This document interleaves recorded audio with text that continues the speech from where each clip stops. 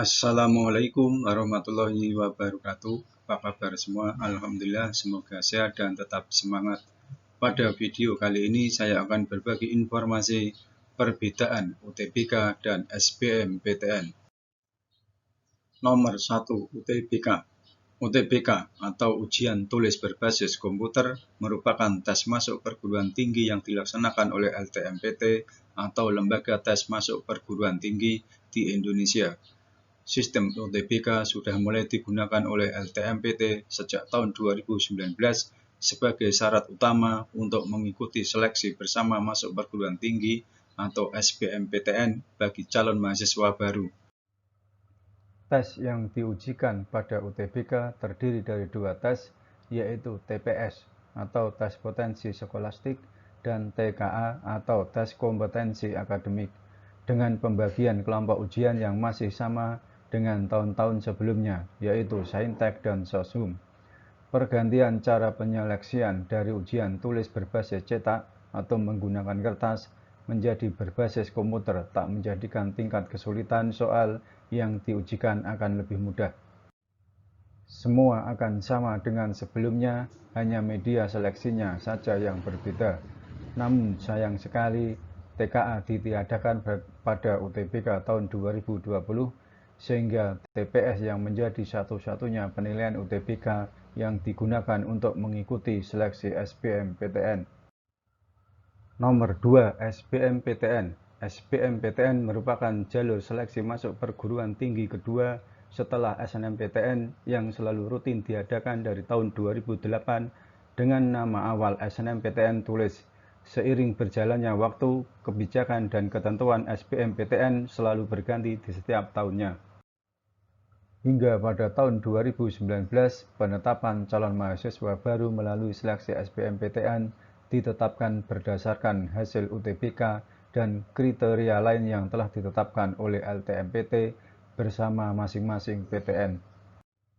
Sehingga istilah SBMPTN dan UTBK sesungguhnya merupakan suatu hal yang berbeda namun saling berkaitan dan tidak dapat dipisahkan. Ibarat ranting yang tak dapat tumbuh tanpa bantuan akar, SBMPTN tak dapat menyeleksi tanpa bantuan UTBK.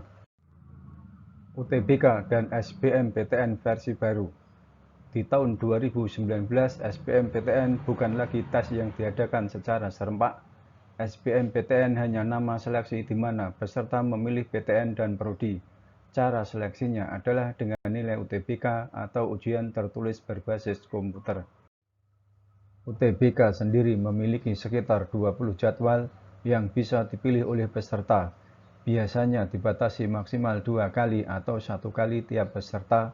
Nah, nilai UTBK tersebutlah yang dipakai untuk mendaftar SBMPTN. Tidak terbatas SBMPTN, hasil UTBK bisa dipakai untuk seleksi mandiri PTN atau seleksi PTS. Semua tergantung kebijakan kampus. Misalnya di tahun 2020, seleksi mandiri yang bisa menggunakan nilai UTBK antara lain adalah di Universitas Negeri Surabaya, UNY, Universitas Brawijaya, ITS, UGM, dan UNS. Sementara swastanya adalah Telkom University, Universitas Muhammadiyah Yogyakarta, dan lainnya. Jadi bisa disimpulkan, UTBK dan SBMPTN adalah dua hal berbeda namun berkaitan. UTBK adalah ujian yang hasilnya bisa dipakai di SBMPTN atau seleksi lainnya. SBMPTN merupakan nama salah satu jalur masuk PTN. Peserta yang mau ikut SBMPTN wajib mengambil UTBK di tahun yang sama, misalnya SBMPTN 2020 dengan UTBK 2020, tidak bisa memakai UTBK 2019. Peserta yang mengambil UTBK belum tentu bisa ikutan SBMPTN, sebab jika telah lolos SNMPTN pada tahun yang sama, maka tidak bisa ikutan SBMPTN. Peserta yang mengambil UTBK boleh tidak mendaftar SBMPTN, meskipun hampir semua peserta UTBK pasti ingin mengambil SBMPTN. Namun sah-sah saja jika tidak. Bisa jadi nilai UTBK dipakai untuk seleksi mandiri PTN atau mendaftar PTS. Prediksi pelaksanaan UTBK dan SBMPTN tahun 2021. Berikut ini adalah perkiraan rencana mengenai pelaksanaan UTBK dan SBMPTN tahun 2021 mendatang. Nomor 1. Konsep pelaksanaan yang serba sistem komputer, data tes masuk PTN yang menyatu, dan diadakannya UTBK akan terus dilakukan seperti 2 tahun terakhir ini. Pelaksanaannya tetap di bawah LTMPT. Nomor 2. Persyaratan teknis. Peserta juga akan sama, yakni WNI lulusan SMA atau sederajat paket C tahun 2021, 2020, dan 2019. Nomor 3. Pilihan Prodi dan PTN sepertinya juga akan sama, yaitu 2 pilihan. Bisa juga memilih D4 di Politeknik. Ada kemungkinan jumlah Poltek yang akan ikut serta dalam SBMPTN bertambah. Nomor 4. Materi ujian adalah TPS dan juga TKA, Saintek, dan Sosum. Namun, jika tahun depan pandemi belum dapat dikendalikan atau ditekan, ada kemungkinan tes hanya TPS atau TPS dan TKA versi lebih singkat. Nomor 5. Proses UTBK dan SBMPTN sepertinya akan diusahakan kembali sama seperti pada tahun 2019 yang transparan, yaitu A. Diawali dengan UTBK, B. Peserta menerima hasil skor UTBK, C. Barulah peserta mendaftar SBMPTN dan memilih prodi. Nomor 6. Timeline pelaksanaan. A. Diadakan setelah SNMPTN, B. Memperhatikan poin 5, yakni UTBK diadakan dan diumumkan sebelum SBMPTN, maka rangkaian kegiatan cukup panjang, bisa dimulai sejak Maret atau April tahun 2021. Nomor 7. Kemungkinan tiap peserta hanya mengikuti 1 kali UTBK.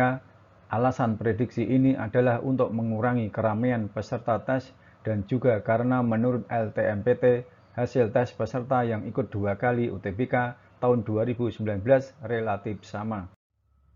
Nomor 8. Lintas jurusan diperbolehkan, namun sepertinya akan lebih ketat aturannya untuk peserta IPS, bahasa, SMK. Aturan bisa berbeda antar prodi dan PTN. Nomor 9. Nilai UTBK bisa dipakai untuk seleksi mandiri di PTN dan PTS sesuai kebijakan kampus. Jadi kalau kamu berniat ikutan SBMPTN tahun 2021, berusahalah dari sekarang. Nomor 10. Tetap ada portofolio untuk prodi seni dan olahraga, walaupun tema portofolio bisa berbeda antar tahun, tapi skill yang diminta relatif sama. Demikian informasi yang dapat disampaikan, semoga bermanfaat. Terima kasih. Assalamualaikum warahmatullahi wabarakatuh.